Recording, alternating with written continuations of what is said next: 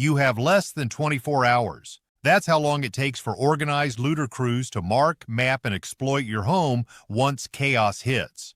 After Hurricane Ian, over 62% of looting incidents occurred within the first night. During the 2023 Texas freeze, 911 response times tripled and over 400 homes were breached before sunrise. You think they'll kick your door in? No. They're smarter than that now. They test, they bait, they record, and they manipulate, while you're still trying to figure out if the power outage is temporary. And by the time you react, they're already inside. If you think locking your door is enough, you're already a target. These are the 10 traps looters use, and most happen before you even know you're under attack. Let's start at number 10. The silent recon knock, the easiest trap they use to map your weak points. Look, before you even realize anything's wrong, the first trap looters use against your home isn't dramatic, it's not loud, and it's not some Hollywood Home Alone-style gadget. It's subtle, insultingly simple, and it works way more often than you'd want to believe. Here's the uncomfortable truth. In the first chaotic 24 hours of a disaster, when panic spreads faster than information, up to 61% of break-ins begin with nothing more than a fake courtesy knock or doorbell press, according to Neighborhood Watch data collected after events like Hurricane Ida and the Texas freeze. Why? Because people are still mentally wired for normal life.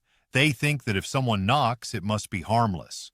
Looters know this psychological lag time better than you know your own morning routine. They'll tap lightly, just enough to see if your dog barks, if your kids cry, if the TV goes silent, if footsteps pause.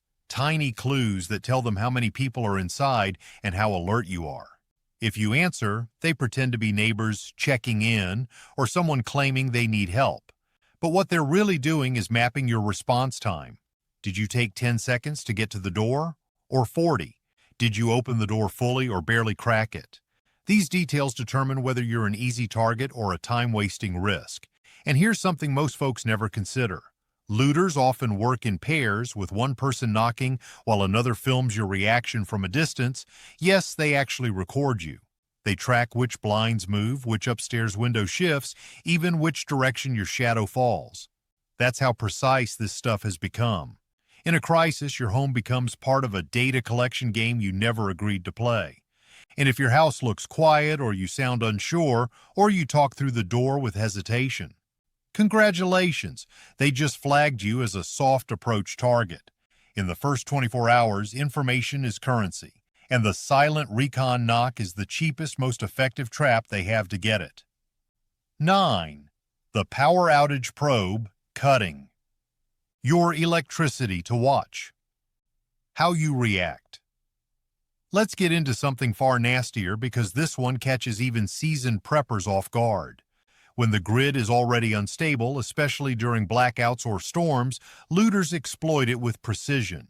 They perform what's called a power outage probe. This isn't theoretical.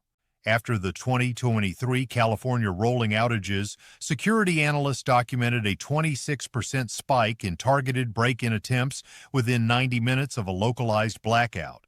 And a disturbing number of those outages were manually triggered by vandals flipping external breakers or yanking meter boxes. They want to see what you do when your home suddenly goes dark. Do you rush outside with a flashlight? Do you check the breaker panel? Do you leave the garage door halfway open because it jammed? Do you frantically try to restart your Wi-Fi?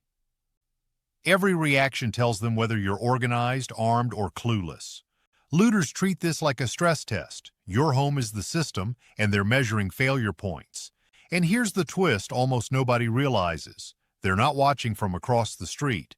They're watching from inside a parked car, or pretending to jog, or sitting 2 houses down pretending to charge a dead phone. They wait for you to expose habits you never noticed before. How long it takes you to grab a lantern, how quickly you gather your family, whether you speak loudly enough for them to identify how many people are in your home. If you step outside even for 15 seconds, you're giving away more intel than a month of social media posts. Worst of all, criminals know most neighborhoods have external breakers that can be accessed with nothing but a flathead screwdriver. They don't need to be electricians, they just need you to panic. Because once they see you're disoriented or out of sync with your family's emergency plan, they know you're vulnerable.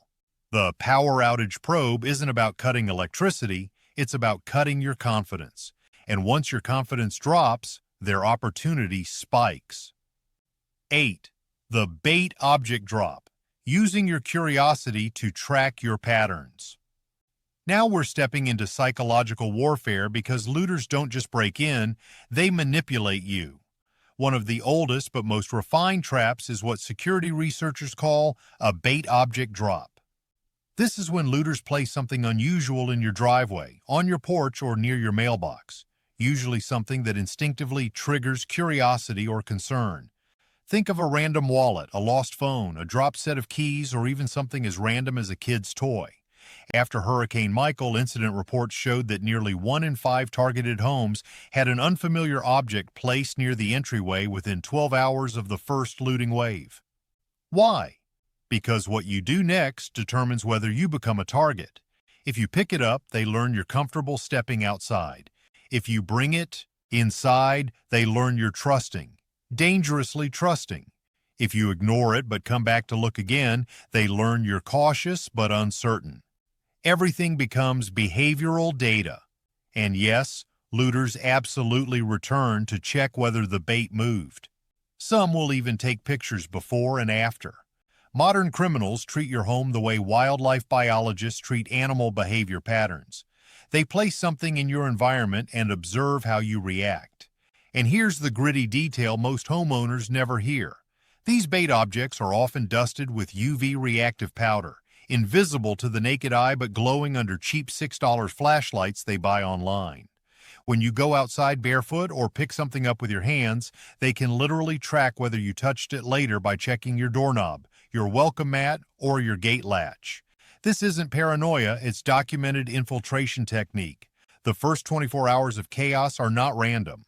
Looters test households the same way burglars test retail stores, one tiny behavior at a time, and the moment you reveal your patterns, they shape their attack around them. 7. The fake distress call, exploiting your humanity to lure you outside. This one is the cruelest because it targets your instincts, your empathy, and your basic human decency. When society cracks for even a moment, whether it's a blackout, a riot, a storm, a cyber outage, people become desperate, confused, emotional. Looters take advantage of that by staging what police departments now classify as distress lures. You'll hear someone crying for help, or yelling that they're hurt, or begging you to call 911. Sometimes they scream that their child is missing, and studies from the National Crime Prevention Council show that audio-based lures increased by 34% during the first day of any large-scale emergency because criminals know it forces good people into split-second decisions.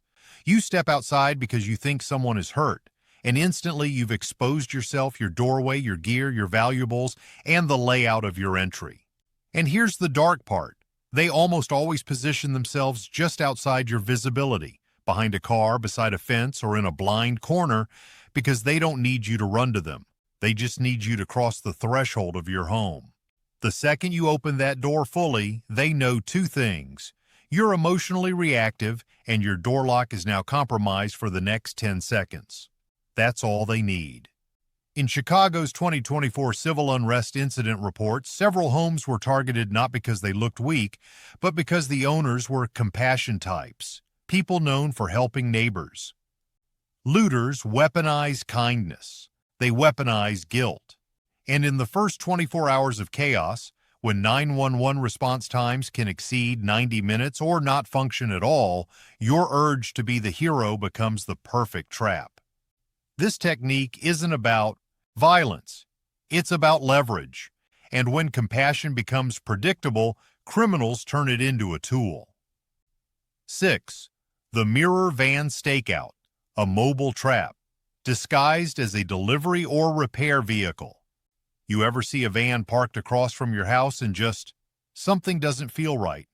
Not a marked delivery truck, but those generic white vans with no branding, sometimes with a ladder on top, sometimes with sunshades in the windshield, sometimes just idling for hours with someone on their phone. That's not paranoia. That's a mobile surveillance trap, and it's been evolving fast.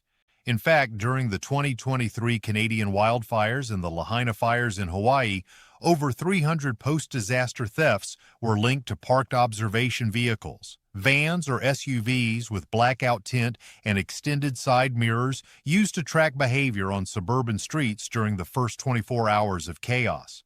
These vehicles don't just sit there randomly, they're mobile command posts for looters. Some are ex-rental vans bought at auction, others are stolen or borrowed from gig delivery services like Amazon Flex, DoorDash, or Instacart, which allows them to blend into neighborhoods with ease.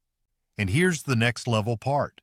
Inside those vans, criminals often use dash cams mounted on the rearview mirror, reversed to record outward. That's why they park facing your house, not away from it. Those side mirrors? Not just for driving. They're used as passive reflectors to scope out door movement, upstairs lights, and whether your window blinds close or stay open after sunset. They're watching to see when your front door opens and whether it's unlocked longer than 5 seconds. This gives them a time-stamped pattern of your comings and goings. Some of these setups even use cellular hotspots and signal detectors, scanning for unsecured Wi-Fi or smart home devices they can later exploit.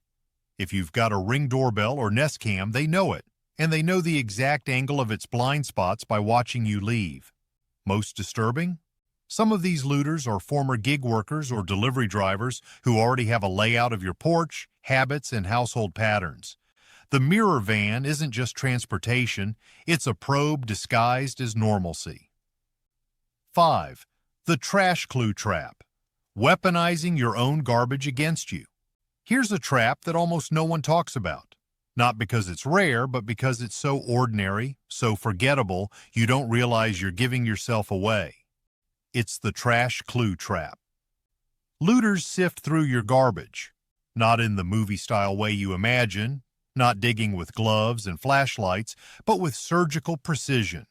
According to a 2024 report by the U.S. Department of Homeland Security on post-disaster criminal patterns, residential trash left curbside becomes the #1 indirect intel source for looters in suburban zones.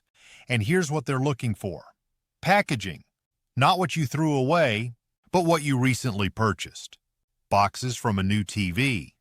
Instructions for a water filtration system. A discarded can of emergency rations. Amazon Prime labels with delivery timestamps, prescription bottles, utility bills, even crumpled to-do lists.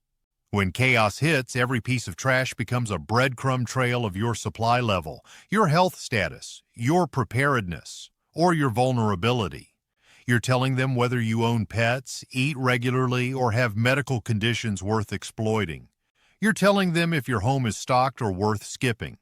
Some of the more organized looter crews keep a neighborhood binder, literally a physical notebook or phone app, where they track homes based on Intel-grade trash. It's ranked: green, non-threatening; yellow, cautiously watch; red, high value, needs surveillance. So if you just bought a solar generator and tossed the manual in the bin, red flag. You're broadcasting that your house still has power, while the neighbors are dark. And if your trash disappears, that's not the city running ahead of schedule, that's a looter removing the evidence before someone else can act on it. This is why seasoned preppers shred everything, burn packaging, and never put out trash during a blackout. Because in the first 24 hours, your garbage doesn't just rot, it talks. And criminals are listening. 4. The knock and count trap. Timing. How long you take to respond and who responds. We touched on the silent recon knock at number 10, but now we're diving deeper into its more aggressive cousin, the knock and count trap. This one's nastier, more precise, and often the last check before an actual breach. The concept is simple but deadly effective. Looters will knock, ring, or even bang, but the goal isn't to talk to you, it's to count seconds. Specifically, how long until someone responds, how many people respond, and whether that response shows coordination or chaos. They're building a threat profile in real time.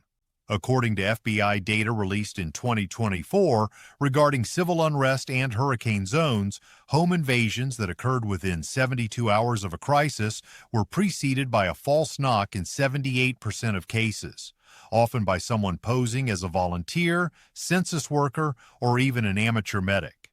But here's the kicker. The knock and count team often has audio mics recording from a vehicle nearby or a jacket pocket. They want to hear how many people speak, whether it's kids screaming, or if a man's voice calls out but never reaches the door. They want to hear panic, and if you yell, "Who is it?" from upstairs, you just told them your location. Even worse, if you open the door slowly and alone, you've told them everything. Your delay time, your positioning, your posture. That's enough data for a precision strike. Some looters even simulate a second knock 20 minutes later to test consistency. Did the same person answer? Faster this time? Slower? Did a dog bark? Both times or only once? These aren't random knocks. They're micro-tests in a battlefield of panic. And in unstable times, your ability to answer with speed, strength, and unpredictability becomes your best defense. A loudspeaker call-out. A coordinated multi-person check from separate windows.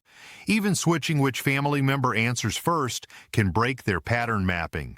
But if your behavior is the same every time, you've just passed their test. And next time, they're not knocking. 3. The corridor funnel trap, forcing you into a predictable path. When you step outside. Here's where things start getting tactical, because the corridor funnel trap isn't just about watching you. It's about hurting you without you ever realizing it. Looters set this up when they want to isolate you from your home, your gear, and especially your line of retreat. The moment your house becomes silent, dark, or confused during a crisis, they place obstacles just subtle enough to seem random. An old trash bin lying on its side, a fallen branch positioned across the walkway, a misplaced bicycle, or even a broken piece of fencing leaning inward. Individually, these things look like storm debris or simple clutter, but together they shape a tight, predictable path, exactly like the funnels used by hunters to direct deer toward a choke point. During the 2024 Gulf Coast hurricane response, emergency management teams logged over 190 cases of homeowners being funneled into narrow walkways created by objects placed earlier in the day. The victims didn't notice because adrenaline makes you hyper-focused on the destination, not the path. So what happens? You step outside to check damage, investigate noise, or retrieve a barking dog. And suddenly your movement is restricted to a 2 or 3 foot corridor. They know precisely where you'll step, how fast you'll move, and which angles you'll be blind to. Looters position themselves either at the end of the funnel or just behind one of the makeshift walls. And the moment you're in that channel, you're predictable. You can't pivot. You can't see left or right. They can rush you, distract you, or slip behind you to access your door while you're disoriented. Some crews take it further, creating sound funnels by placing vibrating objects, like metal vents or empty cans, along the path so footsteps echo louder, helping them track your position. Others use reflective pieces of foil or broken glass to read your flashlight angles from the shadows. The corridor funnel trap isn't about attacking you, it's about neutralizing your options. Because in the dark, the person with predictable movement is already defeated. 2. The neighbor impersonation gambit, exploiting trust with surgical precision. This one is brutal because it doesn't rely on fear, it relies on friendliness. When a disaster hits and communication collapses, looters turn into chameleons. They borrow, steal, or fabricate identities on the spot, posing as the guy from 3 houses down, the woman who walks her dog at 7 a.m., or the couple who just moved in last month. In high-stress situations, your brain fills in missing details. If someone confidently says, "Hey, I'm from the blue house on the corner," your mind doesn't question it. Cognitive scientists call this the authority of familiarity response, and looters weaponize it. During the East Coast ice storms of early 2024, police documented 41 impersonation-driven break-ins within the first 36 hours, all using the same intro.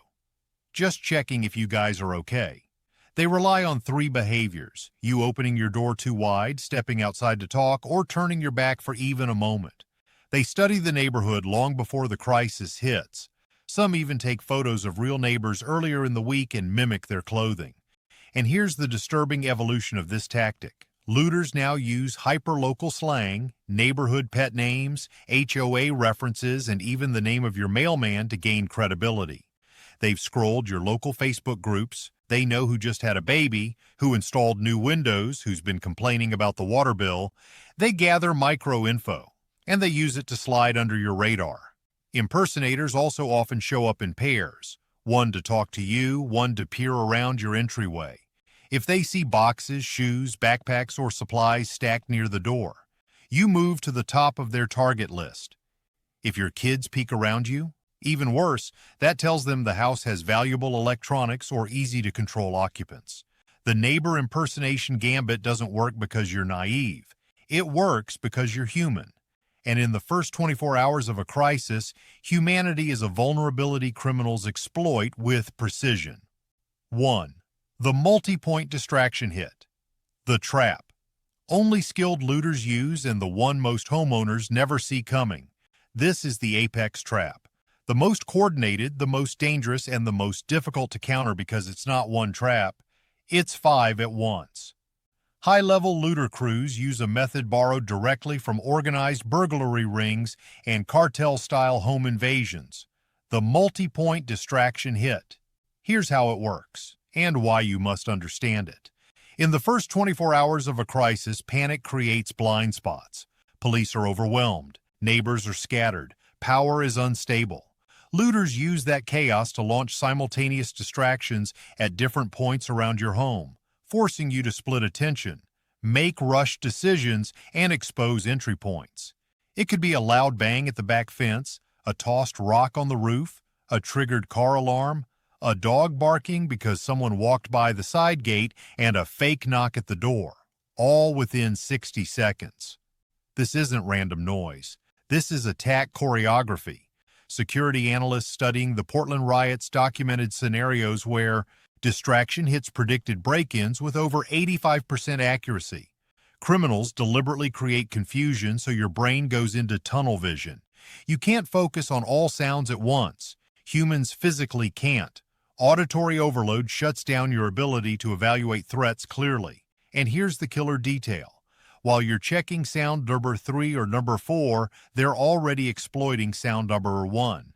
They watch which direction you run, how long you hesitate, whether you turn on lights, whether your dog follows you, or whether your spouse stays inside or comes with you.